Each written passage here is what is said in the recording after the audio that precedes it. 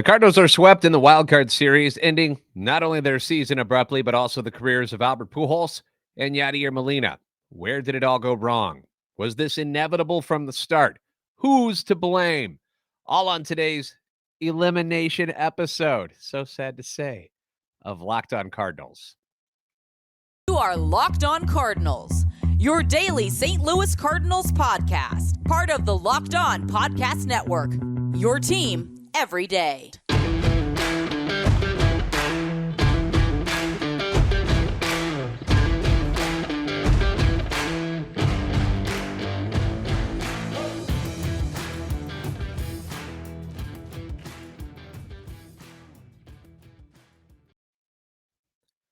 I'm JD Hafford. I'm a national radio sports anchor, born and raised in the Lou, lifetime Cardinals fan, and I'm your host for Locked On Cardinals, part of the Locked On Podcast Network, covering your team every day. You can follow me on Twitter at JD Sports Radio and follow the podcast on Twitter at LO_Cardinals.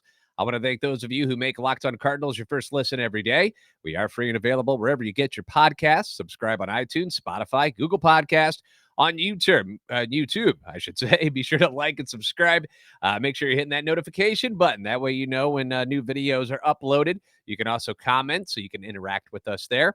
This is a show serving Cardinal Nation and giving the best fans in baseball all of the info about the birds on the bat. Well, that wasn't exactly how things were supposed to go, was it? Holy crap. It's over. Talk about a punch to the face, to the stomach, to the groin, wherever it hurts. Just a couple of days ago, we're riding high, feeling good about ourselves. The city is ready for this long and wonderful playoff ride. We've got the road to title number 12 to go on. We're just 13 wins away from that. Got a couple of MVP candidates in the middle of our order. Some Hall of Famers are in there. The old man power of Albert Pujols and Yadier Molina. September Yadi, if you will. Got some decent starters, a lights-out closer, pretty strong bullpen cast around him. What could go wrong? The Phillies come into the series just barely making the playoffs. Their star player, Bryce Harper, hasn't been hitting. They've got a very streaky offense with a few guys who underperformed all season. They're a below 500 road team, and they got to come to our house and win 2 games where you've been a top 10 team all season. They do have a couple of excellent starters. We'll give them that. But if you can beat just one of them, you shouldn't have any issues moving on to the next round.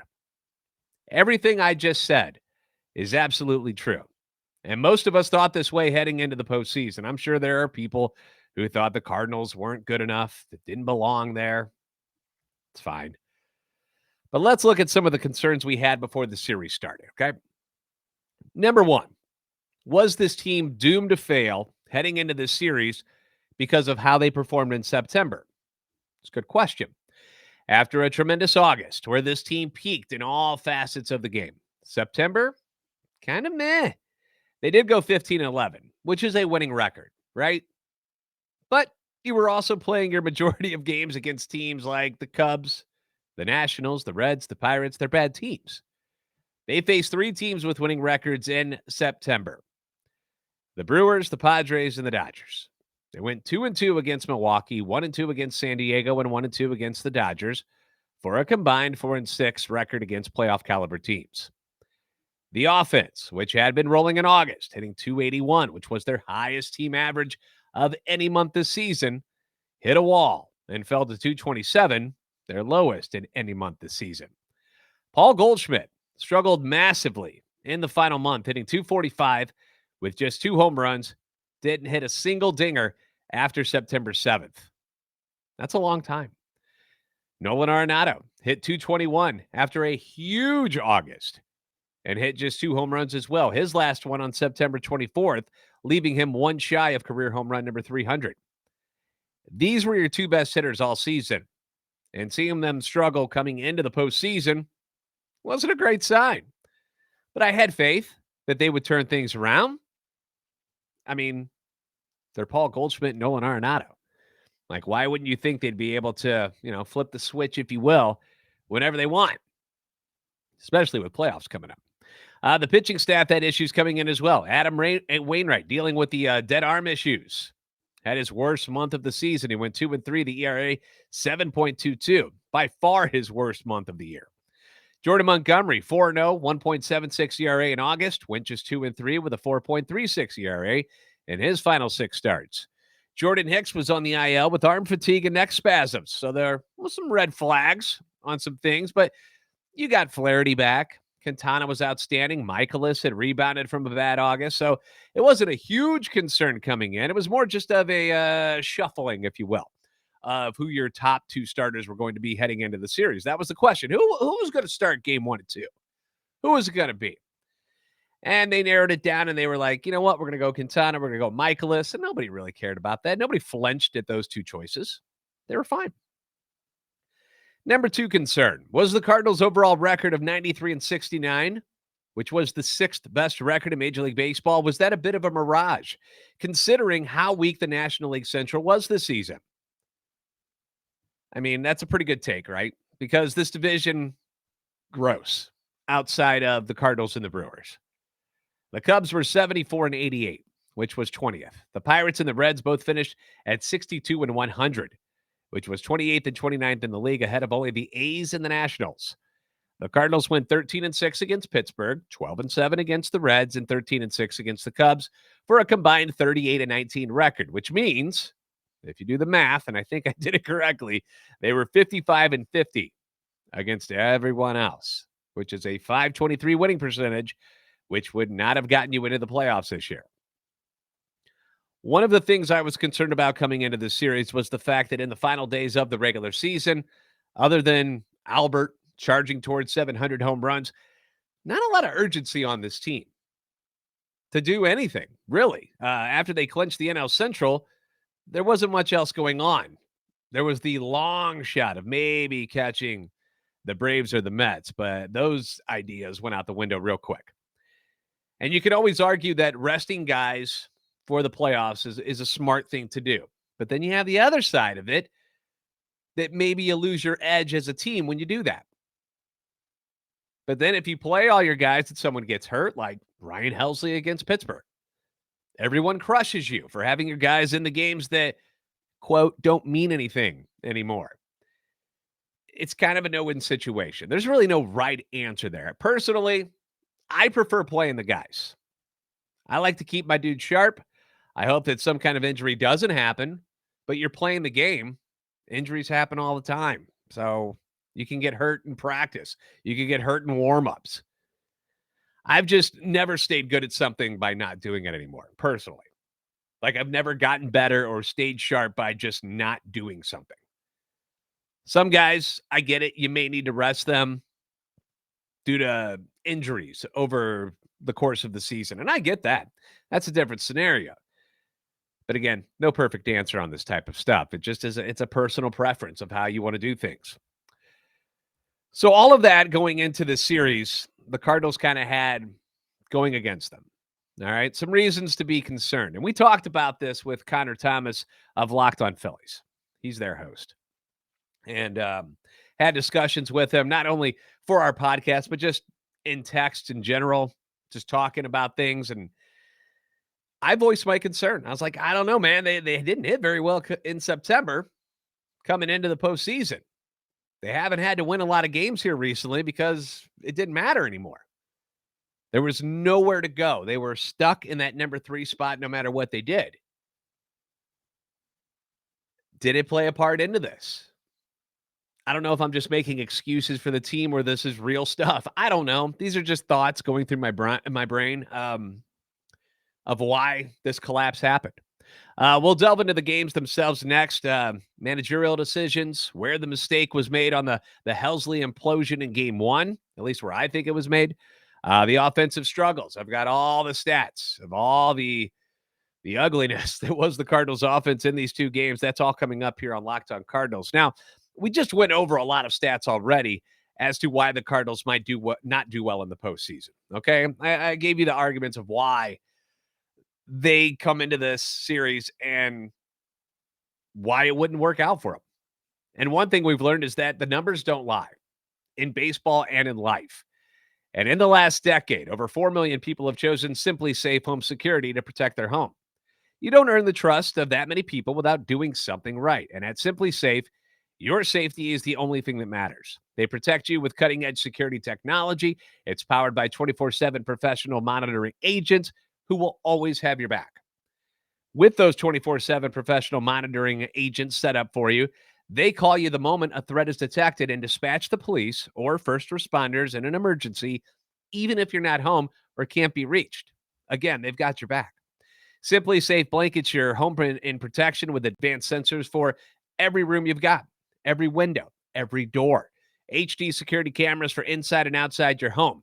Smarter ways to detect motion that only alert you when a threat is real. And even hazard sensors that instantly detect fires, floods, and other threats to your home.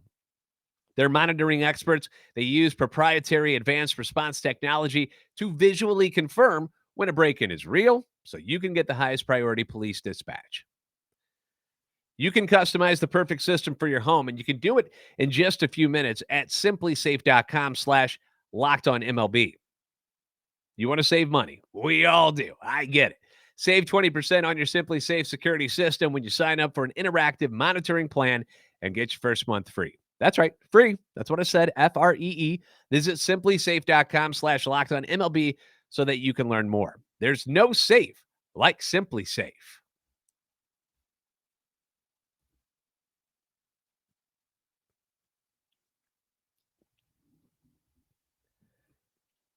All right, boys and girls. First off, this is the kind of mood I'm in. If you're watching on YouTube, I'm in my Jason Voorhees coffee mug murder type of mood. I'm dressed in all black today. I'm in mourning, folks. I am in mourning about this team. Like, so upset about this. The way it went down. It's gut wrenching. It's heart wrenching. I hate it. Game 1 on Friday went about as we'd all expected for the first 7 innings. The Cardinals go in with Jose Quintana, who'd been their best pitcher down the stretch, and the Phillies went with their ace, Zach Wheeler, who had already thrown 14 straight shutout innings against the Cardinals this season. None of that is a surprise whatsoever. Runs were going to be at a premium, which is how it usually is in the playoffs. It's the best teams with the best pitchers going head-to-head, and if we've learned anything over the years, it's that good pitching will almost always beat good hitting. Sometimes the hitters can step up and do it, but for the most part, if you come in with better pitching than the other team, you usually win that series. It's one of the reasons I was worried about the Phillies being the Cardinals' opponent in the first round. I wanted them to play the Brewers. The Brewers have Corbin Burnes, and they got Brandon Woodruff. Burnes had just destroyed the Cardinals for most of the season, but in that last game against him, they figured something out and hit him pretty well. Woodruff, pretty good pitcher. They were able to beat him before, too. The Phillies come in, and they got 2 aces in Wheeler and Nola that can dominate at any moment. You would have to beat at least one of them or win one of the games that they were throwing in to win this series. Wheeler, you'd already seen what he'd done against the Cardinals. Nola, outstanding pitcher. And you hadn't seen these guys like you had seen the Brewers pitchers. You know, the familiarity, it goes both ways. You could also say that the Brewers pitchers know the Cardinals hitters just as well. You can say that, but I'd rather see a pitcher that I've seen a few times than a couple of guys that I have had very little success against and haven't seen as much in this first round. Now, in game 1, both starters outstanding. Jose Quintana, what else can you say about this guy? He's absolutely brilliant. Throwing 5 1/3 innings, he allows 2 hits, strikes out 3, he walks none. Almost every single game that he pitched with the Cardinals was outstanding. He had a couple of games where he gave up like 4 unearned runs, but every game that he pitched as a St. Louis Cardinal this season, 2 earned runs or less. He gave you a chance to win every single time he took the mound, and he did it again in game 1. Phenomenal. And some question as to why did Marmol pull Quintana? Why did he take him out? And I understand this line of questioning, and I've already heard it from many people. The reasoning, from what I've gathered, I haven't read any of Ollie's quotes or anything, if he said anything about it after the game, but I believe the reasoning of it was they didn't want the Phillies lineup to see him for a third go-around. That was the idea. Agree with it or not, that's pretty much how they use Quintana during the regular season. He didn't go deep into games. Very rarely did he do that. And it worked. Like, he was very, very good over the time with the Cardinals. I mean, it's hard to argue with the results. Wheeler, right there with Q. 6 1/3 innings, 2 hits, 4 strikeouts, 1 walk. The ball certainly not traveling all that well at Busch Stadium on Friday, which was evident on the line shot by Pujols in the first inning, which off the bat, I thought it was going to go over the wall in center. And it just kind of went and just died in front of the wall. Smoked it. Then you had Arenado's fly ball that I think everybody, I think Zach Wheeler, I think the Phillies, I think every single person that was watching that game thought that was a home run when it came off of Arenado's bat in that 4th inning. As soon as he hit it, I was like, that's gone. I even said it out loud. I was like, that's gone. And it just hung, and then the wind knocks it down, like just swatted it, Mutombo style. Not in my house. It was so upsetting that Nolan, who, yeah, we know he shows emotion, but he throws his hands up. He's like, oh my gosh, how is that not a home run as he trotted to first base? And I think we all felt his pain on that one. We thought it was gone. In the 7th inning, though, Dylan Carlson gets 2 out walk, and then rookie Juan Yepes pinch hits for Corey Dickerson, and then he muscles one down the line and left. He knew it was gone off the bat. It was just a matter of whether or not it was going to stay fair. Gets the 2-run dinger off of Jose Alvarado, one of the Phillies' best pitchers, to give the Redbirds a 2-0 lead. We're having fun then, aren't we, folks? We're having a good time. And as a fan, you feel pretty good about your chances. You got Gallegos on the mound.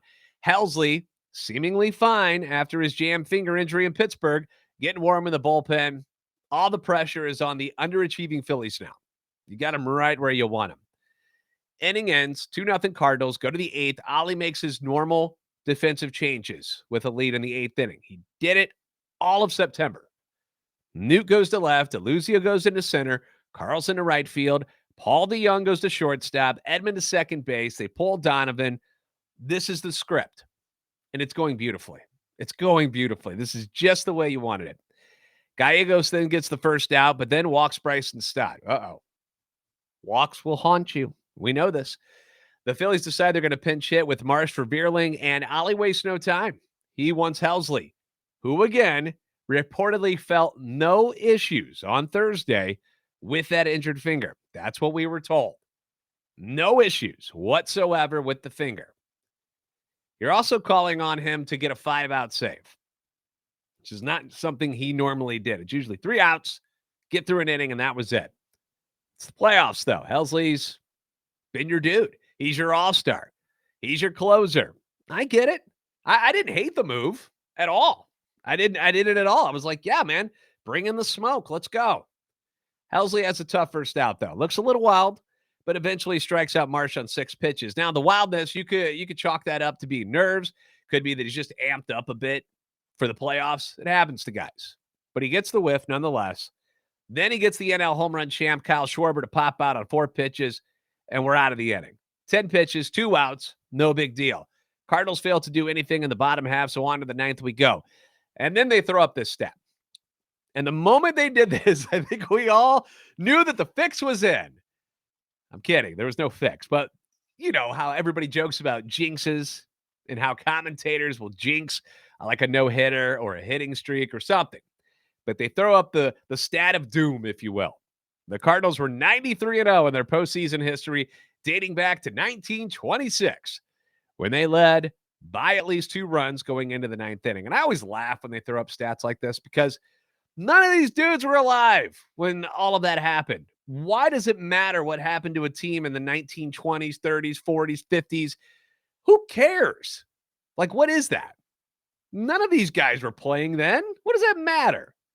But they dig up these stats, and it always just kind of triggers something like, oh, man, now you jinxed us.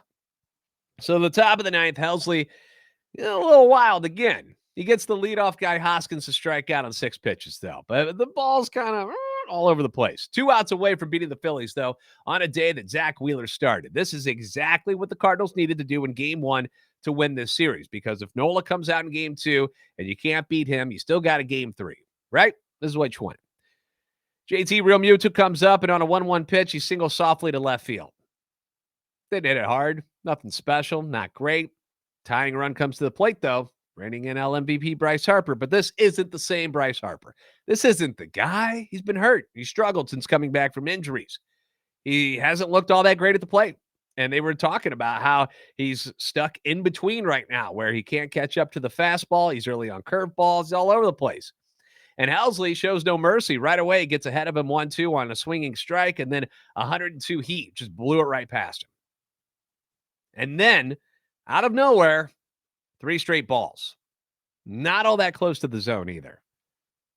Walks him. Oh, crap. Go-ahead run comes to the plate, but the boys are still double play away from ending this thing. Helsley's your guy still. Maddox comes out, gives him the claw, talks to him. Doesn't appear to have anything wrong with him. Goes back to the dugout. Nick Castellanos is coming up. Again, Maddox just went out there, spoke with Helsley. No problems. Everything seems to be fine. Because if there's something wrong with him, you speak up and you bring a trainer out and you figure it out. This is where the first mistake, I think, was made. Castellanos has killed this team when he was a Red, but he's had a down year. Still dangerous, though, but he's not Harper dangerous. You attack him. Let's get out of this thing, right? Ball 1 and ball 2, not even close. All right, now something's wrong. Something's off. Castellanos does him a favor, swings and misses at the next pitch, which was a slider, making the count 2-1. The next 2 pitches, not even close. Ball 4, bases loaded now. And here's where the other mistake was made, in my opinion. Clearly, Helsley is off. Something's wrong. He's either hurt, something's off mentally. I don't know what it is. But instead of doing a medical visit here to ask about his finger or whatever the hell's going on in his head, Ollie leaves him in. Nobody comes out and talks to him. What about what you've seen in these last 3 hitters makes you think that Helsley will magically just snap out of whatever's going on with him and figure it out? That's not how it works. When have you seen that happen? And now we're in the playoffs against a really good team. His back's against the wall. He's throwing like crap. Leave him in. Now it's Alec Boehm coming up. Bases loaded, 1 out, still 2-0 Cardinals. Okay? So you're still winning. But everybody's starting to feel a little bit uneasy here. Like, you've got that nervous, like, everybody's looking around like, what's going on here? Ball 1 in the dirt. Next pitch, fastball up, fouled off. Why Boehm is swinging right there, I have no idea.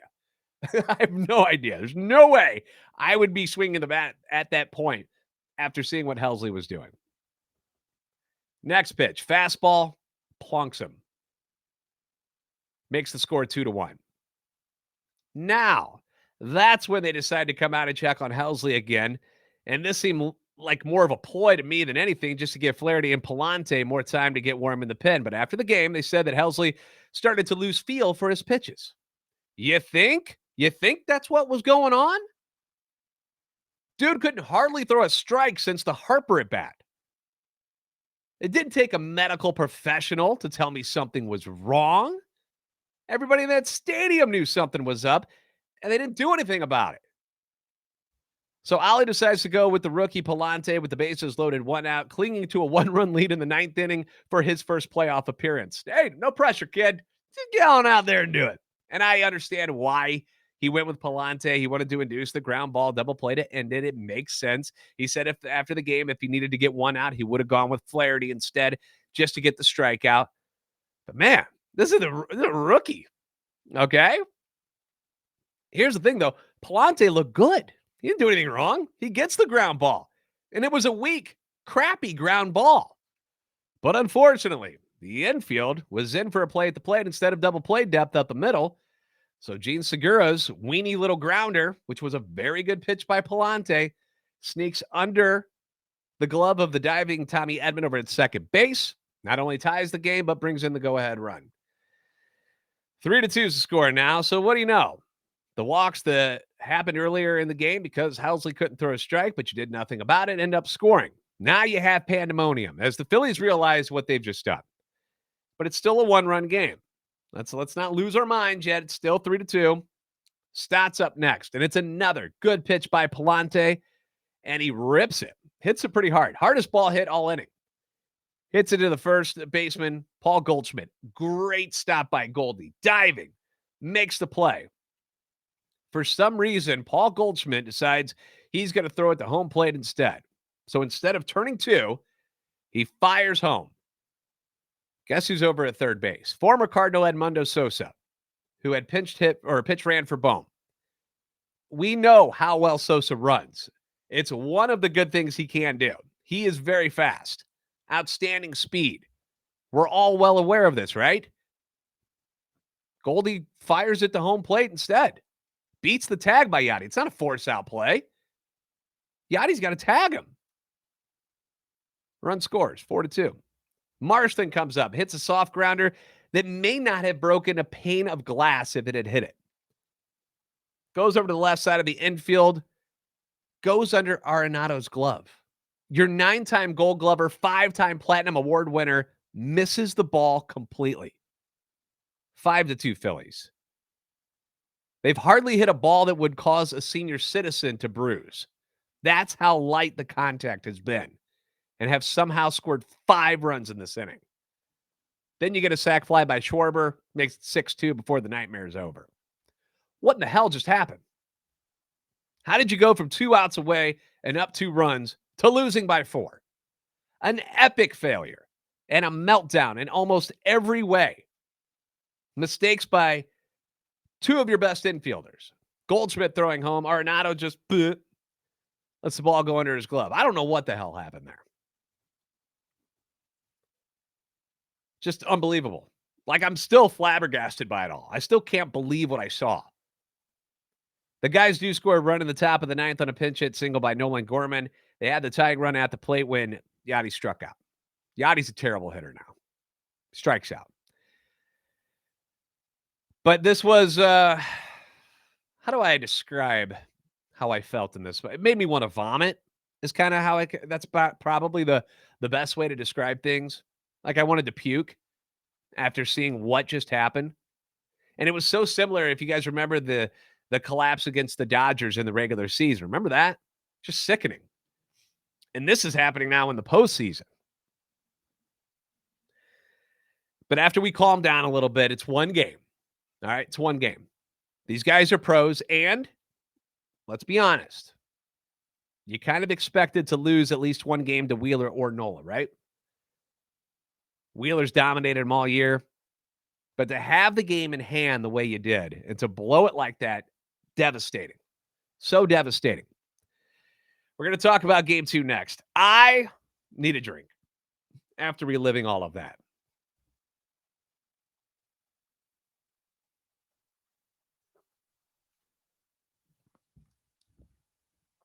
I will say one of the great things about the fall, so what I'm drinking in here, it's not just coffee inside my kick-ass Jason Voorhees mug, but it's cinnamon apple cider. So good. So good. Get you some if you haven't. All right. So now the Cardinals are in a 1-0 hole. Have to pick themselves off the mat after one of the worst losses in not only franchise history, but Major League Baseball postseason history. The 6 runs scored by the Phillies were the most runs scored by any team in a postseason game. They were losing going into the 9th inning. Cool. So how do you do it? Where does the ability to forget and move on from this come from for game 2? Well, we don't know. We still don't know. Because despite the combination of Michaelis, Montgomery, Gallegos, and Hicks holding the Phillies to just 2 runs in game 2, the Cardinals offense did almost nothing.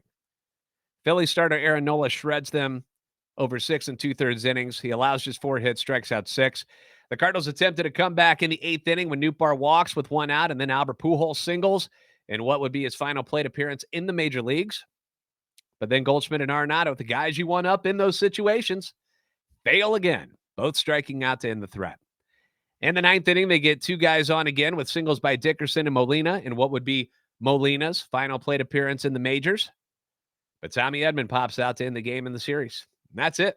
Season's over. Cardinals managed just 3 runs in 18 innings, both on pinch hit appearances by rookies.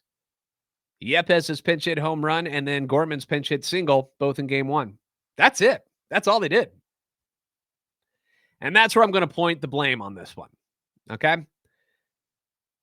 Losing this series, I'm not going to blame it on Ollie making questionable managerial decisions in game one, or on Helsley and his weirdo jammed finger that all of a sudden just he couldn't feel the ball anymore. Somebody had the same situation in the Indians and Tampa Bay Rays game. Like the Rays reliever all of a sudden just couldn't feel the ball or something with his fingertips. I don't know what happens here, man. I've never dealt with that. But the offense, that was awful. That was pathetic. Specifically, Paul Goldschmidt and Nolan Arenado. These are your two best players, and they simply did not come through when they needed to. The MVP caliber duo went 1 for 15 with 6 strikeouts in the series. Goldschmidt looked completely lost at the plate. Arenado, he did hit some balls hard. He had the one fly out that looked like a home run that didn't happen. He got robbed on a line drive down the line by Alec Boehm, who is now the most despised Philly in my eyes. I hate him. I hate Alec Boehm. I hate him like not as a person, obviously, but the dude is just a Cardinal killer, man. Alec Boehm, defensively, was just, who was that over there? Like he looked like Arenado playing third base in this series. It was sickening. I hated it every second of it. His beautiful long hair. Screw you, Alec Boehm. But back to Nolan and Goldschmidt. Game 2 performance. I mean, if you can call it that. 0 for 8 with 5 strikeouts.